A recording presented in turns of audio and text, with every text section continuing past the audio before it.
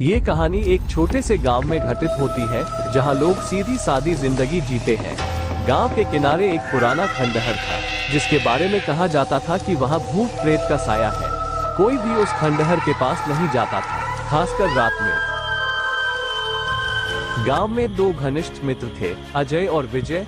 दोनों एक दूसरे के पक्के दोस्त थे, लेकिन स्वभाव में बिल्कुल अलग थे। एक दिन गांव में अफवाह उड़ी कि खंडहर में एक रहस्यमयी परछाई देखी गई है।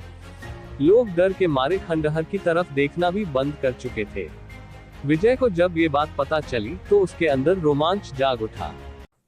अजय, क्या तुमने सुना? खंडहर में भूत देखा गया है। चलो आज रात वहां चलते हैं और देखते हैं कि असल में क्या हो रहा है। विजय, ये सब अफवाहें हैं। गांव वाले बस डरते हैं। बिना सोचे समझे वहां जाना ठीक नहीं है। डरना बंद कर अजय।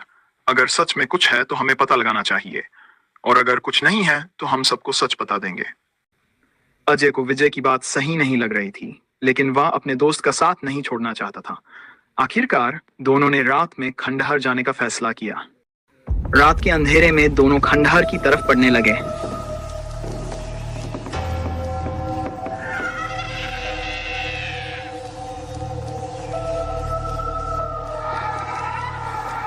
चारों ओर सन्नाटा था। सिर्फ चिंगुरों की आवाज और पैरों की हल्की सरसराहट सुनाई दे रही थी। जब वे खंडहर के पास पहुंचे तो विजय ने टॉर्च जलाई। खंडहर की टूटी फूटी दीवारें और अंधेरे कोने देखकर अजय का दिल घबराने लगा। अजय, मुझे कुछ अजीब लग रहा है। हमें वापस चलना चाहिए।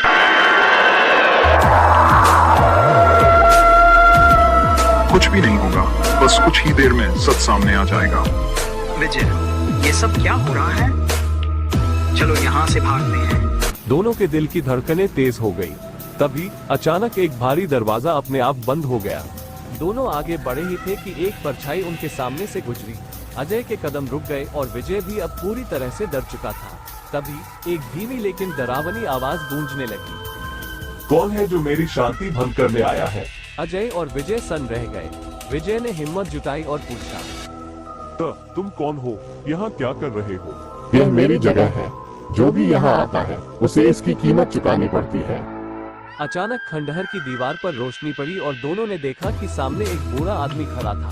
वो असल में गांव का एक व्यक्ति था जिसने गांव वालों को डराने के लिए ये चाल चली थी ताकि लोग खंडहर से दूर रहें। वो खंडहर की संपत्ति को हड़पना चाहता था। ये तो गांव का मोहन काका है। आप ऐसा क्यों कर रहे हैं? मुझे माफ कर दो बेटा, मैं लालच में आकर यह सब कर रहा था। मैंने सोचा अगर लोग इस खंडहर को भूतिया समझेंगे तो मैं इसे अपने कब्जे में ले सकता हूँ।